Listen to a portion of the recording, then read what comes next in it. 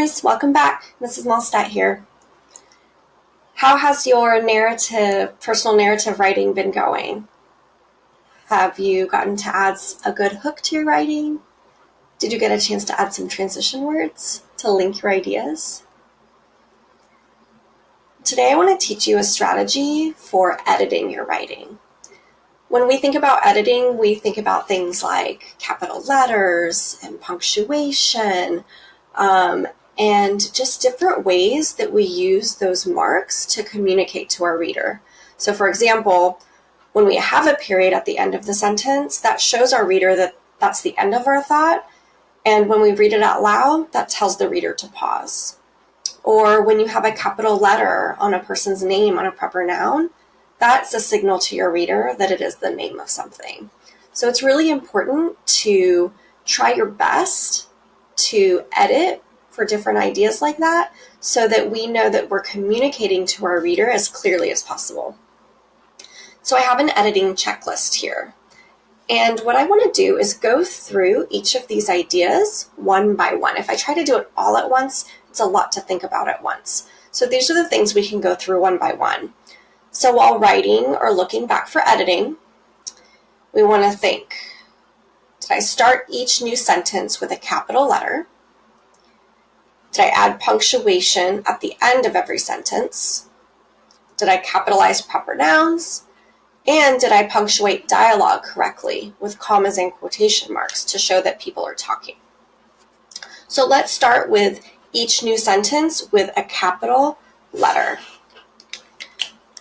So a strategy I'm going to use for this is I'm just going to underline, highlight when I see the capital letter at the beginning, and then I'm going to slowly trace my finger until I get to the end of the sentence. I'm going to read as I go to make sure that it's that full sentence. And then when I get to the end there, I can see that there's punctuation, which I guess I could mark that too as we go. And then after that punctuation, I should get to the next sentence and then have that capital letter there. So I want to read it as I go too to make sure that that makes sense. It was a cold day in January and there was snow on the ground.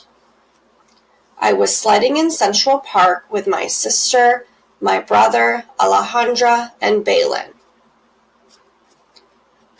Me and Alejandra challenged Balin to a race.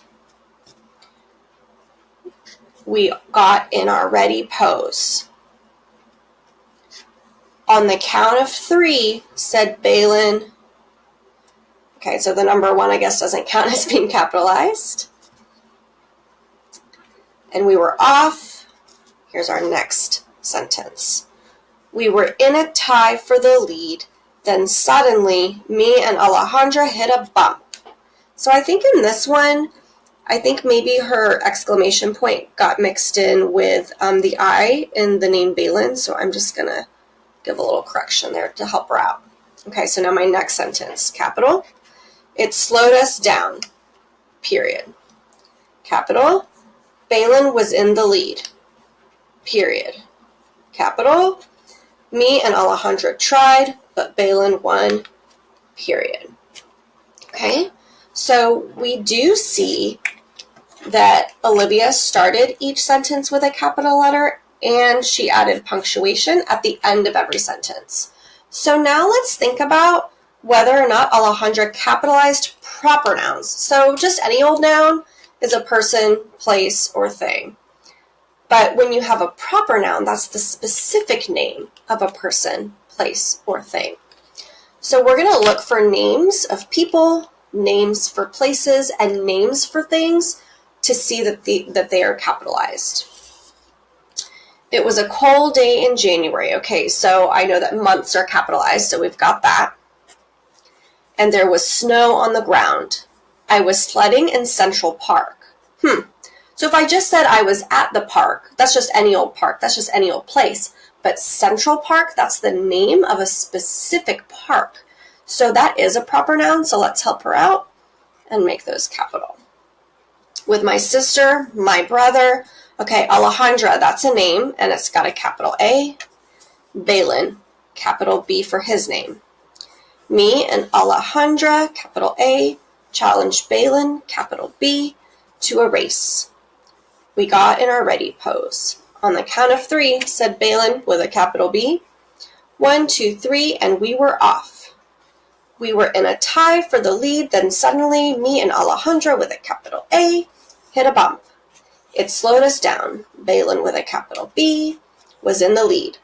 Me and Alejandra with a capital A tried, but Balin, Balin doesn't have a capital B. Let's help her out. Now Balin won. Okay, nice. So now our proper nouns are capitalized.